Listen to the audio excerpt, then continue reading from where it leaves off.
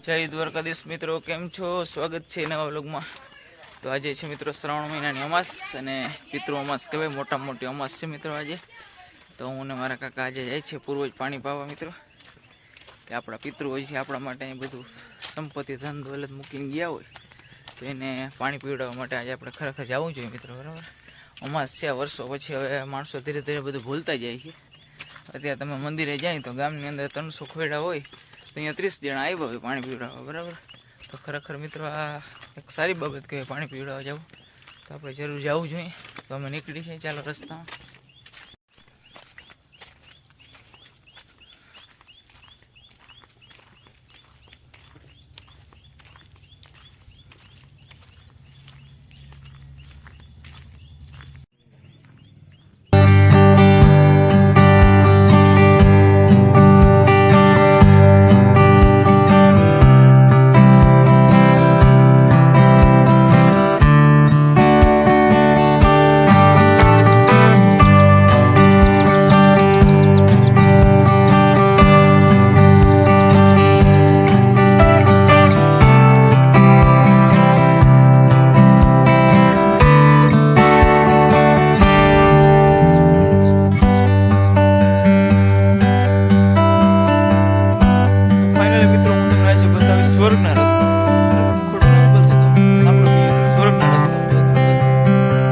આ છે મિત્રો સ્વર્ગના રસ્તાઓ, આમાં તમે ધ્યાન ના રાખો એટલે સીધા સ્વર્ગ ભેગા થઈ જાય।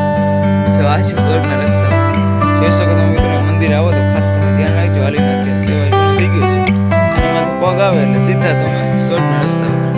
સામેથી આવે છે ભાવેશ સાહેબ।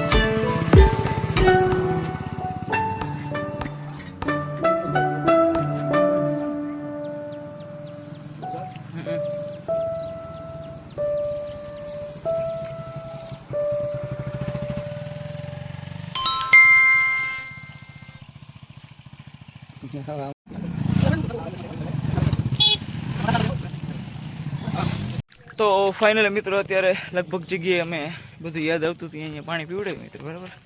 અને આ શ્રાવણ મહિનાની પિતૃ અમાસ કહેવાય મિત્રો. આ બધો વિશ્વાસ હોય ને તો વસ્તુ છે, બરાબર. કેમ કે આપણા વડવાઓ બધા જે વયા ગયા હોય એના આજે પાણી પીવાનો સર્વશ્રેષ્ઠ દિવસ. કેમ કે આપણે જેમ બધા વાર ને રહેતા હોય એમાં આપણે શિવરાત્રિ કેમ મોટો તહેવાર કહેવાય, એવી રીતે આ પણ એક પિતૃ અમાસ બહુ મોટી પાંડવોના વખતથી મિત્રો માણસો પાણી પીવડાવે છે, ત્યારથી આપણે ખબર પડી છે. કરશનભાઈ આવી ગયા છે, દર્શન કરવા જઈ શકો. કરશનભાઈ કેમ છે? મજામાં?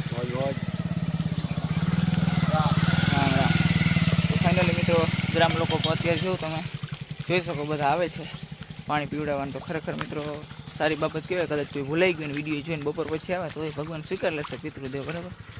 તો પિતૃઓને સીધું પાણી પીવડાવાય જાય તે મિત્રો ઓમાં આપણે કાર્ય કરવું પડે, ના સીધું પાણી પીવડાવાય જાય. તો ખાસ તમે યાદ રાખજો. અને આવી રીતે અમાસનો તહેવાર ઉજવ્યો છે આપણે મિત્રો. ધાર્મિક કાર્યવારે પણ જોઈન્ટ રહેવું છે. આ જમાનાની પેઢી હવે શું કરે, પણ અત્યારે વડવાઓ જો છોકરાઓને શીખવાડે તો છોકરાઓને ખબર પડે કે ભાઈ આવી રીતે પાણી પીવડાવવાનું હોય. તો ખાસ તો વડીલો તમે યાદ રાખજો, છોકરાઓને આવી બધી બાબતો શીખવાડજો.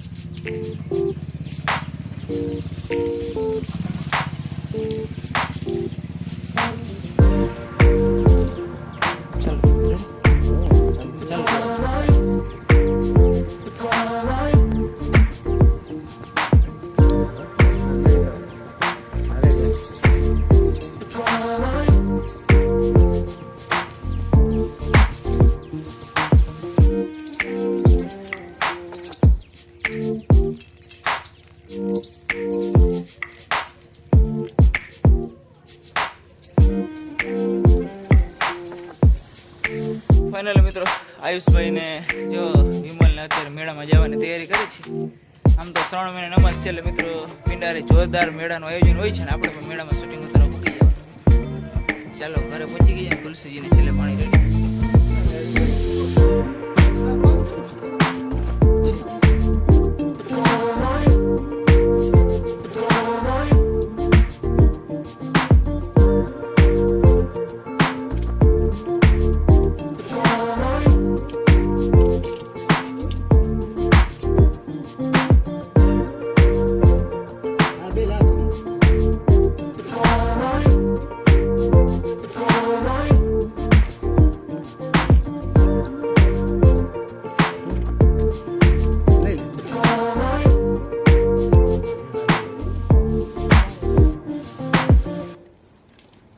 મિત્રો ફાઇનલી આપણે છેલ્લે ઘરે તુલસીજીને પાણી રેડી દેવા એટલે અહીંયા કામ આપણું થાય પૂરું.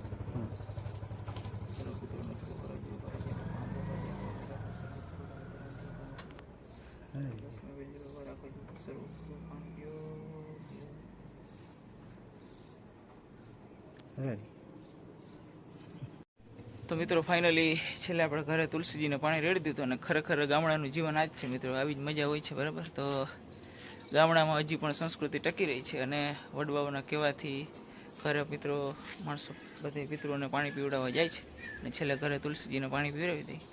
તો ચાલો મિત્રો, જય દ્વારકાધીશ.